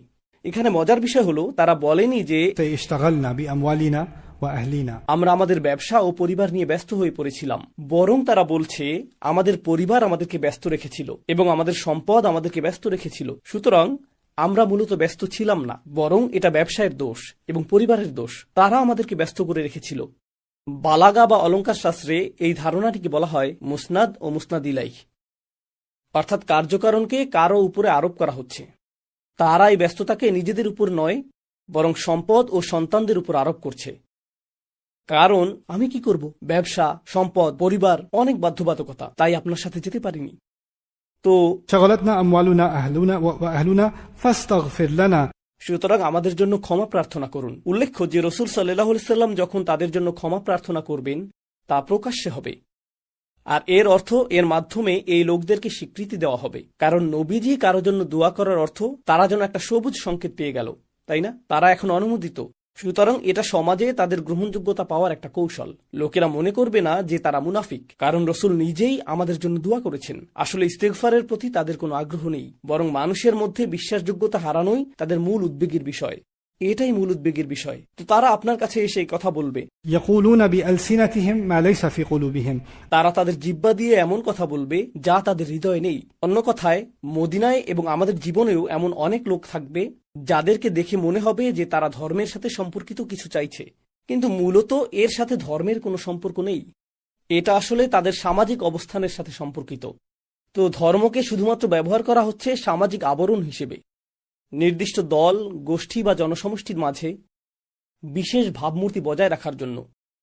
আর এটা এক ধরনের ভণ্ডামি, নিজেকে ধার্মিক হিসেবে উপস্থাপন করা বা অনুমোদিত হিসেবে প্রতিপন্ন করা। এটি এমন একটি মনস্তত্ত্ব যা বহু সমাজে বিদ্যমান, তাই না? কেউ যত বেশি ধরা পড়ার আতঙ্কে থাকে, তত বেশি তার ধর্মীয় ছদ্মবেশ ধারণ করার প্রয়োজন পড়ে। তাই আপনি দেখতে পাবেন যে সবচেয়ে নিকৃষ্ট মানুষদের কারো কারো বাহ্যিক অবয়ব দেখে তাদেরকে অত্যন্ত ধর্মপরায়ণ বলে মনে হয়। নিকৃষ্ট ধরনের কিছু মানুষ, তারা মানুষের অগোচরে ক্ষতি করে, ব্যবসায় প্রতারণা করে, স্ত্রীর মোহরানা আদায় করে না, উত্তরাধিকার অস্বীকার করে, সব ধরনের হারাম ব্যবসা চালায়, ধার করা টাকা ফেরত দেয় না, অপবাদ দেয়, প্রতারণা করে, মিথ্যা বলে, সব ধরনের খারাপ কাজ করে, সব অন্যায়, অনৈতিক কাজ। কিন্তু বাহ্যিক অবয়বে তারা অত্যন্ত ধর্মপরায়ণ, অর্থাৎ তারা নামাজ পড়ে অথবা ইসলামিক কোনো কাজ করে, তারা প্রদর্শনের চেষ্টা করবে, তাই না? পোশাক, চেহারা সবই অত্যন্ত ধার্মিক, তাই না? আর এর ফলে সাধারণ মুসলিমগণ ভাবে যে ধার্মিক মানুষগুলো তো নিকৃষ্ট মানুষ, এরা আসলেই বিপদগামী। আমি তো এমন অনেককে চিনি যাদের ধার্মিক অবয়ব নেই, কিন্তু তারা অনেক বেশি চমৎকার। আর এই ধার্মিক লোকগুলো কত খারাপ। আসলে তাদের ধার্মিক হওয়াটা এ কারণে নয়, বরং ঠিক উল্টোটাই সত্য। এর কারণ তারা মূলত ধার্মিক নয়, কিন্তু তারা ধর্মকে ছদ্মবেশ হিসেবে ব্যবহার করে, এটাকে ঢাল হিসেবে ব্যবহার করে। এরপর তারা তাদের কাজ যেভাবে চালানোর সেভাবেই চালায়, তাই না? তো এরকম তো অহরহ দেখতে পাওয়া যায়। এ বিষয়ে সবচেয়ে চোখে পড়ার মতো উদাহরণ, আমার শত আলোচনায়ও এর জন্য যথেষ্ট হবে না, কারণ এটি প্রচুর পরিমাণে ঘটছে। লক্ষ লক্ষ কোটি কোটি মানুষ এমনটা করছে। আমার কাছে অবাক লাগে। উদাহরণস্বরূপ দক্ষিণ এশিয়া ও দক্ষিণ পূর্ব এশিয়া, যেমন ভারত, পাকিস্তান, বাংলাদেশ, নেপাল, এবং এভাবে এগিয়ে গেলে মালয়েশিয়া, ইন্দোনেশিয়া, সিঙ্গাপুর ও শ্রীলঙ্কা। এই অঞ্চলে মূলত পৃথিবীর বেশিরভাগ মানুষ বাস করে। দক্ষিণ এশিয়া ও দক্ষিণ পূর্ব এশিয়া একত্রে পৃথিবীর সবচেয়ে ঘনবসতিপূর্ণ অঞ্চল। আর মজার বিষয় হলো, এটি পৃথিবীতে মুসলিমদেরও সবচেয়ে ঘনবসতিপূর্ণ অঞ্চলগুলোর একটি। সুতরাং আসুন এক মুহূর্তের জন্য মুসলিমদের নিয়ে কথা বলা যাক। যখন কোনো নারী তালাকপ্রাপ্ত হয়, যেমন স্বামী স্ত্রীর মধ্যে ঝগড়া হলো, লোকটি বলল তালাক। যদি আপনি পাকিস্তানে থাকেন, তাহলে 3 বার না বললে তা তালাক বলে গণ্য হবে না, কারণ কিছু নির্বোধ মানুষ তাদেরকে শিখিয়েছে যে তোমাকে 3 বার তালাক বলতে হবে। তাই তারা এমনকি তালাক শব্দটি একবারে উচ্চারণ করতেই জানে না। তালাক তালাক তালাক। যখন সে এমনটা করে, তখন মেয়েটি বা স্ত্রীটির কি হয়? লোকটি মেয়ের বাড়িতে ফোন করে বলে, আপনাদের মেয়ের সাথে আমার সম্পর্ক শেষ, তাকে নিয়ে যান, সে আর আমার স্ত্রী নয়, আমি তাকে তালাক দিলাম। এটা অহরহ, লক্ষ লক্ষ পরিবারে এমনটা ঘটে। আর প্রসঙ্গক্রমে লোকটি কিন্তু ধার্মিক, বড় দাড়ি রয়েছে, গত বছর হজ করেছে, এমনকি সেখানে সেলফিও তুলেছে, ইসলামিক সেলফি। সে এরকম। কোরআনে সূরা তালাক নাজিল হয়েছে। কোরআন নাজিল হওয়ার পর দীর্ঘ সময় অতিক্রান্ত হয়েছে, এটা লুকানো কোনো বিষয় না। কোরআন বলছে, إذا طلقتم النساء فطلقوهن لعدتهن وأحصوا العدة। যখন তোমরা নারীদের তালাক দাও, তখন ইদ্যতের সময় পূর্ণ হওয়া পর্যন্ত তাদেরকে সময় দাও, যা হলো 3টি মাসিক চক্র। নিশ্চিত করবে যে তুমি এই সময় পূর্ণ করেছ। لا تخرجوهن من بيوتهن। মনোযোগ দিয়ে শুনুন, তাদেরকে নিজেদের ঘর থেকে বের করে দিও না ওই 3 মাসে, এমনকি ঘরটি যদি তোমার মালিকানাধীন হয়, ওই 3 মাসে এটি তার ঘর। এমনকি যদি তুমি জীবনে কখনো তার সাথে ভালো ব্যবহার নাও করে থাকো, ওই 3 মাসে সে তোমার অতিথি নয়, সে তোমার ঘরে থাকছে না, এটি তার ঘর, এবং আল্লাহ তাকে পূর্ণ অধিকার দিয়েছেন। তাদের ঘর থেকে তাদেরকে বের করে দিও না, ওয়ালা ইয়াখরুজনা, আর তারাও বের হবে না, তাদের বের হওয়া উচিত না। সুতরাং 3টি মাসিক চক্র পর্যন্ত সে বের হবে না, আর স্বামীও তাকে বের করে দিবে না। ঠিক আছে? এখন মানুষ বলতে পারে, ঠিক আছে, আমি তাকে বের করব না, কিন্তু এর মানে এই না যে আমি তাকে নিশ্চিন্তে থাকতে দিব। আমি বিদ্যুৎ বিচ্ছিন্ন করে দিব, পানি বন্ধ করে দিব। কোনো আয়াতে বলা নেই যে বিদ্যুৎ চালু রাখতে হবে। Right? আল্লাহ বলেন, অলা তুদররুহুন্না লিতুদাইয়িকু আলাইহিন্না, একই সূরা। তিনি বলেন তাদেরকে এমন কোনো ক্ষতি করবে না যার ফলে তারা অস্বস্তি বোধ করে।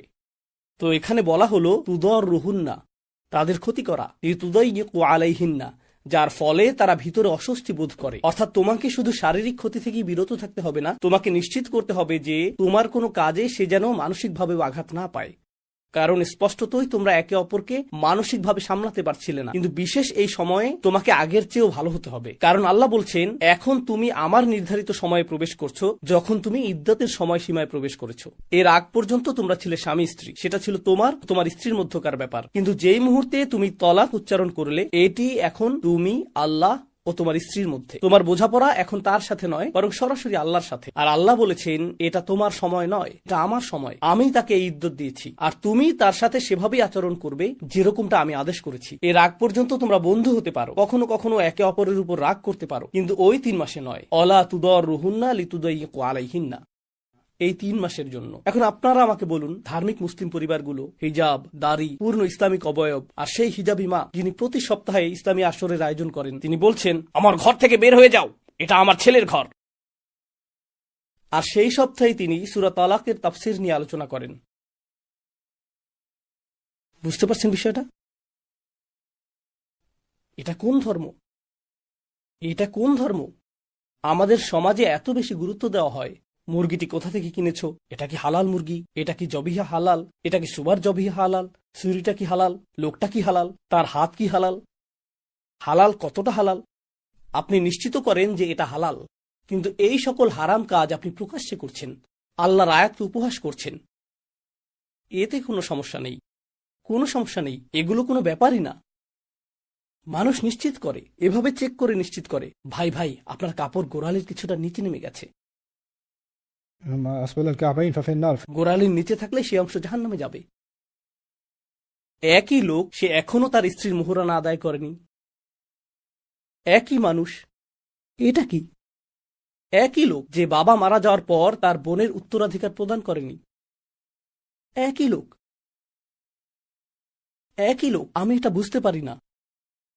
জানেন এই লোকদের কি ঘটে? তারা ধর্মের কিছু অংশ নেয় আর বলে এটাই আমার ইসলাম, যতক্ষণ মানুষ দেখছে। কারণ এটাই মানুষ দেখতে পায়। মানুষ দেখতে পায় গোড়ালির ওপরের কাপড়, মানুষ দেখতে পায় আমার দাড়ির দৈর্ঘ্য, মানুষ দেখতে পায় মাথায় পরিহিত হিজাব, মানুষ এগুলো দেখতে পায়। যতক্ষণ তারা দেখতে পাবে যে আমি ধার্মিক, সেটাই আমার জন্য যথেষ্ট। আড়ালে আমি কি করি, টাকা পয়সার ব্যাপারে, উপার্জনের ব্যাপারে, হালাল হারামের ব্যাপারে, অন্য মানুষের অধিকারের ব্যাপারে, ধর্ম নিয়ে কি প্রহসন আমি করি, সেটা গুরুত্বপূর্ণ না। তাদের সমস্যা নেই, কারণ মানুষ সেটা দেখতে পায় না, মানুষ তা দেখবে না। আমি কিন্তু কাউন্সিলিং করি না। কখনো কখনো মানুষ আমার সাথে সাক্ষাৎ করে, মানুষ আমাকে প্রায় এমন কিছু কথা বলে এই ভেবে যে আমি একজন কাউন্সিলর। আমি তা নই, দয়া করে আমাকে এসব বলবেন না। তারা এসে বলে আমার স্বামী এটা করে, সে তার বাচ্চাদের মারধর করে এবং সে খুব রাগী মানুষ, আপনি কি তার সাথে কথা বলবেন? তার রাগের সমস্যা খুব প্রকট। আমি বলি ঠিক আছে, আমি কি তাকে চিনি? হ্যাঁ, আপনি তাকে চেনেন, সে সব সময় মসজিদে আসে। আমি চিনি? আমি তো কোনো রাগী মানুষকে চিনি না। এরপর লোকটির সাথে যখন দেখা হয়, আসসালামু আলাইকুম রহমতুল্লাহ, ভাই কেমন আছেন? আলহামদুলিল্লাহ। আমি বলি আপনি কিভাবে এমনটা করেন? আপনি আপনার বাচ্চাদের মারেন? ব্রো, সে প্রকাশ্যে এক ব্যক্তি আর ঘরের দরজা বন্ধ হলেই সম্পূর্ণ ভিন্ন ব্যক্তি, পুরোপুরি ভিন্ন। আল মুখাল্লাফুনরা আসলে এরকমই, যারা ধর্মের অবয়বের আড়ালে থাকতে চায়। আর ধার্মিক অবয়ব বজায় রাখার সবচেয়ে ভালো উপায় কি? রসুল সাল্লাল্লাহু আলাইহি সাল্লামের কাছে এসে ওজর পেশ করা আর তাকে দিয়ে নিজের জন্য দোয়া করানো। যখন নবীজি তার জন্য দোয়া করেন, সবাই ভাববে যে রসুল সাল্লাল্লাহু আলাইহি সাল্লাম এই ব্যক্তির জন্য দোয়া করেছেন, নিশ্চয়ই সে একজন ভালো মানুষ। ফাস্তাগফির লানা, আল্লাহ বলছেন ইয়াকুলুনা বিআলসিনাতিহিম মা লাইসা ফি কুলুবিহিম, তারা তাদের জিহ্বা দিয়ে এমন কথা বলে যা তাদের অন্তরে নেই। আলসিনাহ শব্দটি ভাষাগত উৎকর্ষতার অর্থ প্রদান করছে, অর্থাৎ তারা মানুষকে বোঝানোর ক্ষেত্রে খুবই পারদর্শী। যদি আফওয়াহ শব্দটি ব্যবহৃত হতো, এর অর্থ হতো তারা বকবক করে। এর আরেকটি অর্থ তারা অর্থহীন কথা বলে। কিন্তু আলসিনাহ মানে তারা খুবই চতুর, কথায় অত্যন্ত কৌশলী। কিন্তু তারা তাদের জিহ্বা দিয়ে এমন কথা বলে যা তাদের অন্তরে নেই। কুল, তাদের বলুন, فمن يملك لكم من الله شيئا আল্লাহর সামনে তোমাদের পক্ষে এমন কর্তৃত্বশালী কে থাকবে? إن أراد بكم ضرا أو أراد بكم نفعا আল্লাহ যদি তোমাদের কোনো ক্ষতি চান অথবা আল্লাহ যদি তোমাদের কোনো কল্যাণ চান, তখন তোমাদের পক্ষে আল্লাহর সিদ্ধান্তের বিপরীতে দাঁড়ানোর কে আছে? بل كان الله بما تعملون خبيرا বরং আল্লাহ তোমাদের সব কাজেরই খবর রাখেন, তোমাদের সকল কর্মপন্থা সম্পর্কে আল্লাহ সম্যক অবগত। বাল, আসল বাস্তবতা হলো জনান্তুম, তোমরা আসলেই মনে করেছিলে যে أن لن ينقلب الرسول والمؤمنون إلى أهلهم أبدا তোমরা আসলেই মনে করেছিলে যে রসুল ও ঈমানদারগণ আর কখনোই তাদের পরিবারের কাছে ফিরে আসবে না। তোমরা সেই মানুষ যারা নিশ্চিত ছিলে যে রসুল ও ঈমানদারগণ মৃত্যু মুখে পতিত হবেন। তাই তোমরা যুদ্ধে আসনি, পারিবারিক ব্যস্ততার জন্য না, ব্যবসায়িক ব্যস্ততার কারণেও না, বরং তোমরা ভেবেছিলে তারা আর ফিরে আসবে না, তারা মারা যাবে। وزين ذلك في قلوبكم আর এই ধারণাটি তোমাদের অন্তরে প্রীতিকর হয়ে উঠেছিল। তারা মৃত্যু মুখে পতিত হবে, এটা তোমাদের আনন্দিত করেছিল। কিন্তু যখন তাদেরকে ফিরে আসতে দেখলে, ইউআযযিবাল মুনাফিকিনা ওয়াল মুনাফিকাত, মুনাফিকদেরকে এটা যন্ত্রণায় বিদ্ধ করছিল। যখন তারা নবীজিকে বেঁচে ফিরতে দেখল, এখন মুখ রক্ষার জন্য তাদেরকে নতুন পরিকল্পনা হাজির করতে হলো। আর এটাই ছিল তাদের পরিকল্পনা। আল্লাহ রসুল সাল্লাল্লাহু আলাইহি সাল্লামকে আগেই বলে দিলেন তারা আপনার সাথে এই খেলা খেলতে চাইবে। আমি আপনাকে তাদের কৌশলটি, তাদের পরিকল্পনাটি সম্পূর্ণরূপে জানিয়ে দিচ্ছি। তাই তিনি বলেন, وظننتم ظن السوء আর তোমরা সবচেয়ে নিকৃষ্ট ধারণা পোষণ করেছিলে। অকুনতুম কওমান বুরা, বুরা শব্দটির একাধিক অর্থ রয়েছে। এর একটি অর্থ হলো তোমরা এমন এক সম্প্রদায় যারা সর্বদা অন্তঃসার শূন্য। বুর অর্থ খালিবে, আমরা আপনাদেরকে অনুসরণ করতে চাই, আমাদেরকে অনুসরণ করার অনুমতি দিন। আমরা আল্লাহর পথে যুদ্ধ করার গৌরব অর্জন করতে চাই। আমরা আল্লাহর সন্তুষ্টির উদ্দেশ্যে লড়াই করতে চাই। কিন্তু নবী সাল্লাল্লাহু আলাইহি সাল্লাম যখন স্বপ্নের মাধ্যমে আদেশ পেয়ে উমরার জন্য রওনা হলেন, তখন আল্লাহর পথে লড়াই করার এই ইচ্ছা তোমাদের কোথায় ছিল? এরা তো নিজেদেরকে মৃত্যুমুখে পতিত করবে। তোমরা তো তখন যেতে চাওনি। কিন্তু এখন তারা অর্থ সম্পদ দেখলো, তাদের চোখের মণিতে ডলারের চিহ্ন ফুটে উঠল, আর তারা বলল, আল্লাহর সন্তুষ্টির জন্য আমি আসতে চাই। জারুনা, আমরা কি আসতে পারি? এটা আরেকটি চিরন্তন সত্য। এমন মানুষ থাকবে যারা ইসলামের নামে কোনো কিছুর সাথে যুক্ত হতে চাইবে, কিন্তু তাদের অগভীর উদ্দেশ্য স্পষ্ট। অগভীর এই উদ্দেশ্য হলো টাকা, খ্যাতি অথবা অন্য কিছু, তাই না? উদাহরণস্বরূপ, আজকাল অনেক তরুণ, আশা করি আপনারা এই রোগে আক্রান্ত হয়ে পড়েননি, আল্লাহর সন্তুষ্টির জন্য আমি ইসলামিক ইনফ্লুয়েন্সার হতে চাই। আল্লাহর সন্তুষ্টির জন্য আমি ইসলামিক ইনফ্লুয়েন্সার হতে চাই। তুমি তো নিজেই এখনো ইসলামিক ইনফ্লুয়েন্স লাভ করনি। Influencer. ভাইয়েরা, ভোরে ইস্তেগফার করা খুবই গুরুত্বপূর্ণ, ঠিক আছে? ঠিক আমার মতো আমিও এখন ইস্তেগফার করছি। এটা শুধু আপনি এবং মহান আল্লাহর মধ্যকার ব্যাপার। এই সম্পর্ক শুধু আপনি এবং আল্লাহর মধ্যকার সম্পর্ক, কাউকে এটা জানানো যাবে না। একইভাবে তাহাজ্জুদের নামাজ, বাইরে চাঁদ দেখতে পাচ্ছেন, এটা তাহাজ্জুদের চাঁদ। হ্যাঁ ভাইয়েরা, আপনাদের নিয়তকে খাঁটি রাখবেন। তাহাজ্জুদ বিষয়ক আমার আগামীকালকের লাইভে যুক্ত হন, আল্লাহ সন্তুষ্টির উদ্দেশ্যে। তারা রসুল সাল্লাল্লাহু আলাইহি সাল্লামের কাছে এসে বলবে, হে নবী, আমরা আপনার অনুসরণ করতে চাই। আর আল্লাহ এখন তার নবীকে একটি নির্দেশনা দিলেন। কি সেই নির্দেশনা? এই লোকেরা যেহেতু হুদাইবিয়াতে বা উমরার উদ্দেশ্যে এই ভ্রমণে আপনার সাথে আসেনি, এর ফলে তারা আর যুদ্ধে অংশ নিতে পারবে না। কারণ এটা প্রমাণ করে যে তারা যুদ্ধক্ষেত্রে জীবন দিতে প্রস্তুত নয়। আর তুমি যদি যুদ্ধক্ষেত্রে জীবন দিতে প্রস্তুত নাও হও, তাহলে তুমি যুদ্ধক্ষেত্রের সম্পদ না, বরং বোঝা। কারণ যখন পরিস্থিতি কঠিন হবে, এই লোকদের থেকে কি আশা করা যায়? তারা পালিয়ে যাবে, তারা কৌশলগত অবস্থান ছেড়ে যাবে, যা মৃত্যুর দিকে নিয়ে যাবে।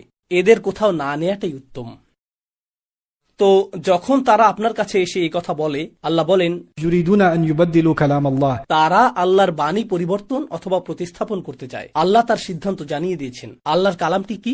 কুল, তাদেরকে বলুন, লান তাত্তাবিউনা, তোমরা কখনো আমাদের অনুসরণ করবে না। এটি শব্দের খেলা। তোমরা কখনোই আমাদেরকে অনুসরণ করবে না, ইসলামের ক্ষেত্রেও না, এই অভিযানেও না। এমনিতেই তো তোমরা ঐকান্তিক অনুসারী নও। এতদিন তো তোমরা অনুসরণ করনি, এখন কেন অনুসরণ করতে চাও? لن تتبعونا كذلكم قال الله من قبل. আর প্রসঙ্গত, আল্লাহ ইতিমধ্যে আগেই এই কথা বলে দিয়েছেন। অর্থাৎ এই আয়াতটি এই কথোপকথনের আগেই নাজিল হয়েছে। এই কথোপকথনটি ঘটবে যখন তারা মদিনায় ফিরে গিয়ে এরপর খাইবার যাওয়ার প্রস্তুতি নেবে, আর তারা বলবে, যারুনা নাত্তাবিউকুম। তখন আপনি বলবেন, লান তাত্তাবিউনা কাযালিকা ক্বালা আল্লাহু মিন ক্বাবল, তোমরা আমাদের অনুসরণ করবে না। তারা বলবে, কোথা থেকে আবার এই কথা বলছো? আল্লাহ ইতিমধ্যে এটা বলে দিয়েছেন। তুমি সূরাটি শুনোনি? সবাই তো তোমাকে নিয়েই কথা বলছে, তুমি তো সেলিব্রিটি ভাই। ফাসায়াকুলুনা, জবাবে তারা তখন বলবে, বাল তাহসুদুনানা, তোমরা শুধু আমাদের প্রতি ঈর্ষান্বিত। এটাই তারা বলবে, তোমরা ঈর্ষা করছো, কারণ তোমরা হুদাইবিয়া পর্যন্ত গিয়ে সেখানে বহনকারী পশুগুলোকে হারিয়ে গরিব হয়ে ফেরত এসেছো, আর আমরা সেই ভুল করিনি।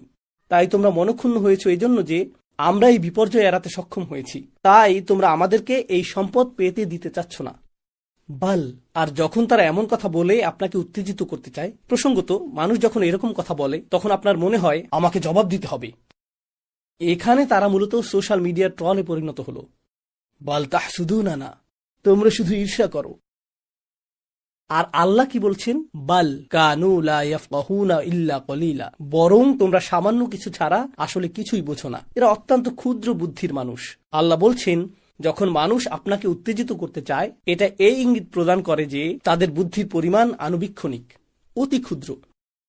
তাই এদের সাথে সংলাপ অপ্রয়োজনীয়। যখন তারা বলে বাল তাহসুদুনানা, আল্লাহর জবাব হলো, তারা সামান্যই বোঝে। এরকমই হওয়ার কথা। বোকাদের থেকে এটুকুই আশা করা যায়।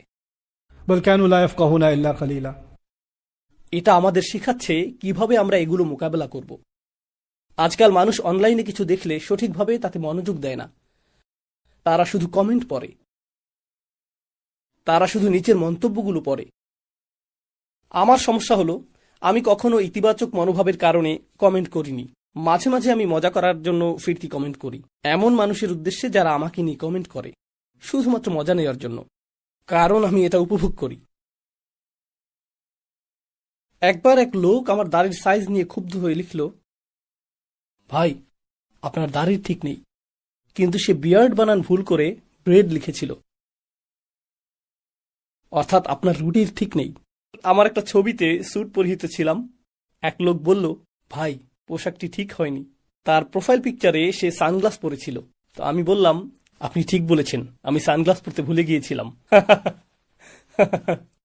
কিন্তু আমার কথা হলো, আমি এমন কাউকে চিনি না যার হাতে এত সময় আছে যে ইউটিউব বা সোশ্যাল মিডিয়াতে কিছু দেখবে এবং বলবে আমাকে এখনই এই বিষয়ে একটা কমেন্ট লিখতে হবে। আমি এমনকি আমার জীবনের গুরুত্বপূর্ণ ব্যক্তি এবং সহকর্মীদের মেসেজে রিপ্লাই দিবার ঠিকমতো সময় পাই না। ভিডিওতে কমেন্ট করার সময় কোথা থেকে পাবো? যারা এই ধরনের কাজ করে তাদের হাতে এক ধরনের বিশেষ সময় থাকে, তাই না? তাদের সেই কমেন্ট থেকে অনেক সময় বুঝতে পারবেন যে তাদের মস্তিষ্কের নিউরনগুলোর একটি থেকে আরেকটির দূরত্ব কত বেশি। যন্ত্রণাদায়ক শাস্তি দেবেন। এই আয়াত আমাদেরকে এই শিক্ষাও দেয় যে আপনি যদি প্রতিবন্ধী, অসুস্থ, দরিদ্র বা কোনোভাবে পিছিয়ে থাকেন, তবুও আপনাকে সাধ্য অনুযায়ী আল্লাহর আনুগত্য করতে হবে। হাসপাতালের বিছানায় শুয়ে থেকেও আপনি আল্লাহ থেকে মুখ ফিরিয়ে নিতে পারেন, আর যে আল্লাহ থেকে মুখ ফিরিয়ে নেয় আল্লাহ তাকে কঠিন শাস্তি দেবেন। তো আল্লাহর অবাধ্য হতে সম্পূর্ণ সুস্থ হওয়া প্রয়োজন নেই। আপনার হৃদয় দ্বারা, জিহ্বা দ্বারাও অবাধ্যতা প্রকাশ পেতে পারে। আপনার শরীরের কোনো অঙ্গ না নড়লেও আপনার জিহ্বা কুফুরি কথা বলতে পারে। ইয়া তাওয়াল্লা, সে মুখ ফিরিয়ে নিয়েছে। সুতরাং পাপ কাজ করার সম্ভাবনা সকলেরই রয়েছে। لقد رضي الله عن المؤمنين إذ يبايعونك تحت الشجرة আল্লাহ ইতিমধ্যেই সেসব মুমিনদের প্রতি সন্তুষ্ট হয়েছেন যারা গাছের নিচে আপনার কাছে শপথ গ্রহণ করেছিল। فعلم ما في قلوبهم তিনি জানতেন তাদের হৃদয়ের অভ্যন্তরে কি আছে, فأنزل السكينة عليهم আর তিনি তাদের উপর প্রশান্তি নাজিল করলেন। এখন আমরা দু ধরনের প্রশান্তি সম্পর্কে শিখলাম। একটি ছিল ভিতরগত, অন্যটি হলো উপরে। তো এর দ্বারা তারা আচ্ছাদিত হয়েছিলেন এবং এটা তাদের হৃদয়ে প্রবেশ করানো হয়েছিল। ওয়া আসাবাহুম ফাতহান করিবা, এবং তিনি তাদের নিকটবর্তী একটি বিজয়ের সংস্পর্শে আনলেন। সেই নিকটবর্তী বিজয়টি কি? আসন্ন ছোট সেই বিজয়টি হলো খাইবার। প্রসঙ্গত, খাইবার থেকে প্রাপ্ত সম্পদ ছিল এ পর্যন্ত অর্জিত সম্পদের মধ্যে সর্বাধিক, অথচ আল্লাহ এটাকে কেবল নিকটবর্তী বিজয় বলে উল্লেখ করেছেন।